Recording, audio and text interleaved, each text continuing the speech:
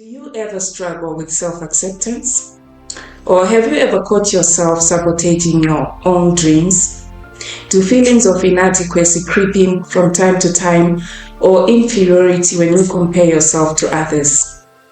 Maybe it's the other side of the coin, pride that masks pain, or perfectionism that disguises a fear of failure.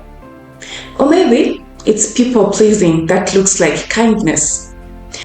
If your answer is yes to any of these questions that I've asked, then welcome to Petals. P-E-T-A-L-S.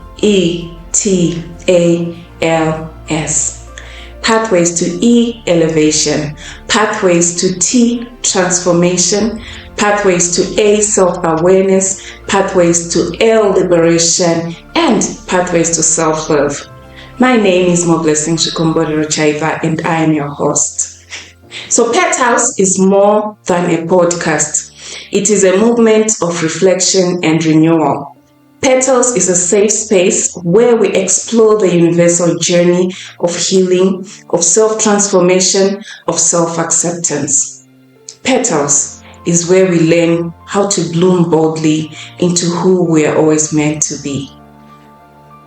So guys, as I mentioned, today is 19th October and it's my birthday. Yay! I'm so grateful to be spending this day with all of you, and I'm so excited to be launching this podcast series together with you. But before we dive into this day's episode, I just want to remind each and every one of us, maybe a virtual toast, but I don't have a glass of wine. I want us to always remember our own worth. I want us to remember our own worth and to live out the beautiful purpose each of us was meant to be. Here's to never settling for less than who we're meant to be, to growing into our highest selves each day, and to walking our paths with gratitude and love. Cheers wherever you are. So growing up, I didn't always see myself as beautiful, as blessed, or as bold. Whenever I would look into the mirror when I was a little girl, I always saw a girl who was ugly. I always saw a girl who was too dark. I always saw a girl who was not worthy, a girl who could not be loved. I struggled with self-acceptance. I struggled with my physical appearance.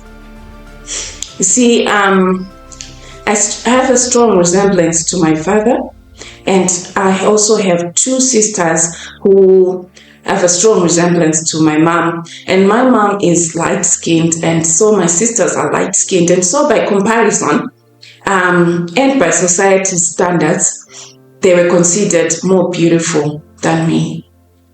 So I carried anger towards my mom most of my child life, and even transcending into my adult life, blaming her for making me different. The comparisons also that were coming from our neighbors, from my parents' friends, from close relatives, they didn't really help. And those words became the lenses through which I would see myself for the next 38 years of my life. But I know that I'm not alone.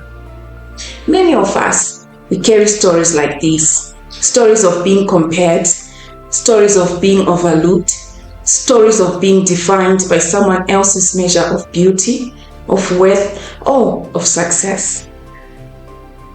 What I've learned over time is that these struggles, they're not only about looks, they're not only about one's physical appearance. They manifest and they show up in many different ways.